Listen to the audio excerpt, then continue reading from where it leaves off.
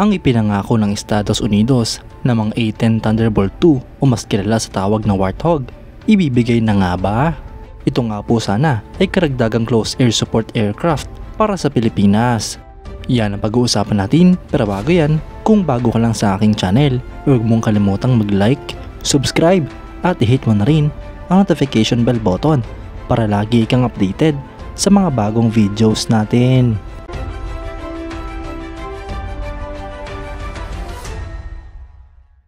Kung matatandaan nga po natin mga idol, ay pinangako ng Estados Unidos na parte ng Excess Defense Article ay ibibigay nila ang mga A-10 Thunderbolt II o Warthog sa Pilipinas. Ito nga po ang mga retiradong close air support aircraft ng United States Air Force na pwedeng i-transfer sa mga allied countries ng Estados Unidos. Alam naman nga po ng lahat mga idol na kailangan ng Pilipinas ang mga karagdagang assets para sa AFP, lalo pat mas umiinit ang tensyon sa West Philippine Sea. Sumasailalim nga po sa modernization program ang ating bansa, ngunit hindi nito sinabi na hindi na sila pwedeng tumanggap ng mga refurbished na mga assets. Ang katulad nga po ng A-10 Thunderbolt II na maaasahan at magagamit pa ng Philippine Air Force ay malaking tulong para sa Pilipinas. Dagdag attack aircraft nga po ito para sa Philippine Air Force kung saan makakasama niya ang mga A-29B Super Tucano at ang FA-50PH Light Combat Aircraft.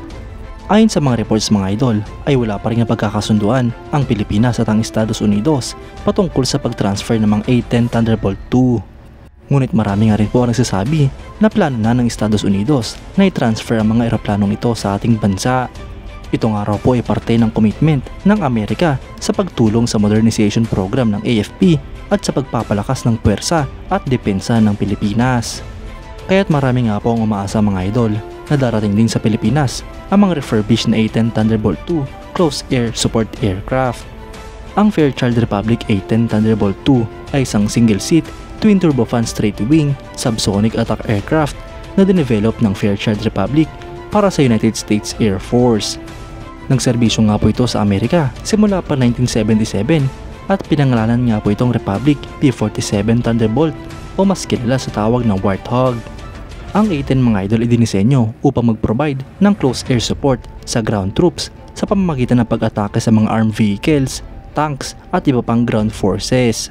Ito nga lang po nag-iisang production-built aircraft na dinisenyo para sa close air support na nagsiservisyo sa US Air Force. Ang secondary mission nga po nito ay ang direct sa ibang eroplano sa pamamagitan ng pag-atake sa mga ground targets. Ang eroplanong ito ay unang lumipad noong May 10, 1972 at ni-introduce naman noong October 1977. Sinimulan nga po itong i-produce noong 1972 hanggang 1984 at meron nga pong mahigit sa 700 units ang mga nagawang ganito. Ang eroplanong ito ay pinapalipad ng isang crew. May haba nga po itong 16.26 meters, wingspan na 17.53 meters at height na 4.47 meters.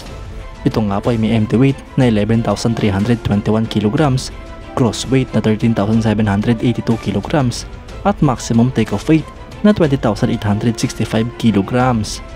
Ang power plant nga po nito ay dalawang General Electric TF-34 G100A turbofan engines.